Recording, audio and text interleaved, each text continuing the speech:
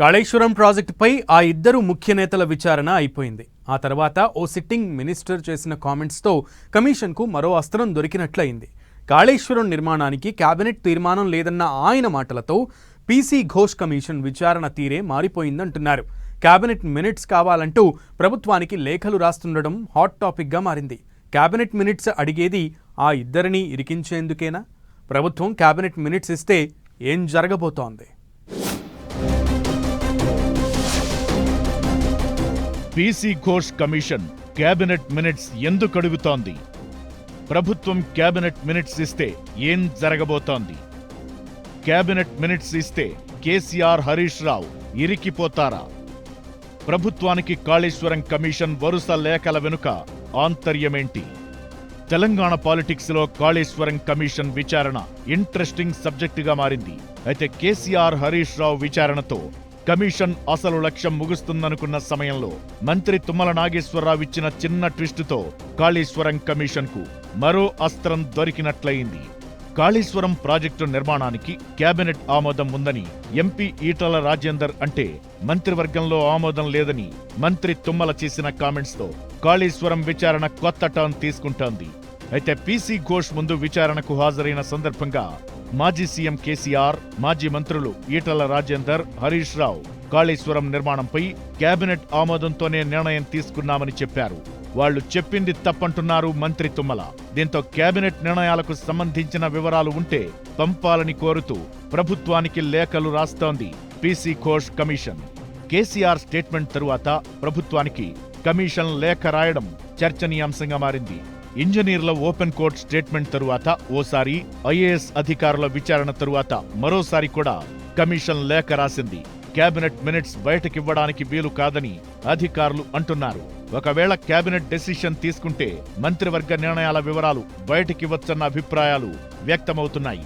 అదే జరిగితే కేసీఆర్, హరీష్ రావులకు ఒచ్చు బిగియడం ఖాయమన్న ప్రచారం జరుగుతోంది.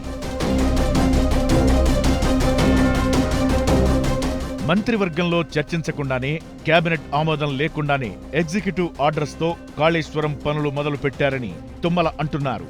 కేబినెట్ మినిట్స్ కూడా అందుకు బలం చేకూర్చేలా ఉంటే మాజీ సీఎం కేసీఆర్, మాజీ మంత్రి హరీష్ రావు ఇబ్బందుల్లో పడటం ఖాయమన్న టాక్ వినిపిస్తోంది. కేబినెట్ సబ్ కమిటీ వేసింది కాళేశ్వరం మీద కాదని తుమ్మల అంటున్నారు. అప్పటికే కొన్ని పనులు పూర్తయి తుది దశలో ఉన్న ప్రాజెక్టులపై స్టడీ కోసం సబ్ కమిటీ వేశారని, కాళేశ్వరం కోసం ప్రత్యేకంగా సబ్ కమిటీ వేయలేదంటున్నారు తుమ్మల.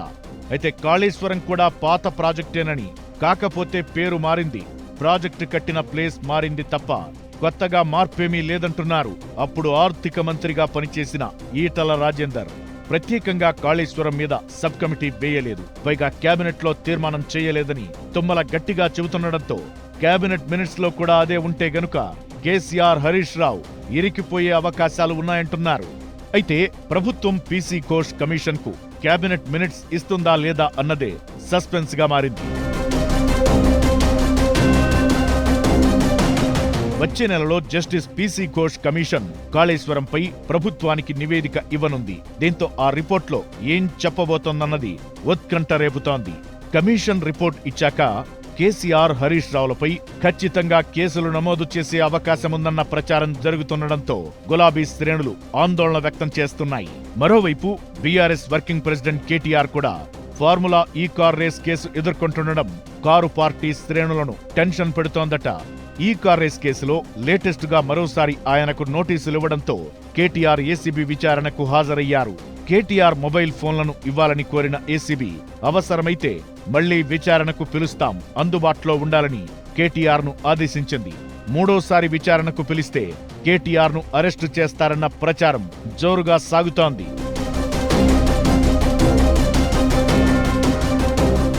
మరోవైపు ఎమ్మెల్సీ కవిత ఎపిసోడ్ బీఆర్ఎస్ ను అయోమయంలో పడేసింది. ఓవైపు లిక్కర్ కేసు ఫేస్ చేస్తుండగా మరోవైపు పార్టీ వర్కింగ్ ప్రెసిడెంట్ కేటీఆర్ పై ఆమె విమర్శలకు దిగడం పార్టీకి ఇబ్బందిగా మారాయట. అయితే రాజకీయ కక్ష సాధింపు చర్యల్లో భాగంగానే కేసులు పెట్టి విచారణకు పిలుస్తున్నారని అగ్రనేతలు కేడర్లో ధైర్యం నింపే ప్రయత్నం చేస్తున్నా కేడర్లో మాత్రం ఆందోళన కంటిన్యూ అవుతోందట. ఎప్పుడు ఏ కేసులో ఎవరు ఎలాంటి పరిస్థితులు ఫేస్ చేయాల్సి వస్తుందనని పార్టీ నేతలతో పాటు కార్యకర్తలు కూడా కంగారు పడుతున్నారని తెలుస్తోంది. కేసీఆర్ సహా కేటీఆర్, హరీష్ రావు, కవిత ఎదుర్కొంటున్న కేసుల్లో ఎప్పుడేం జరగబోతోందన్న ఉత్కంఠ అయితే కంటిన్యూ అవుతూనే ఉంది.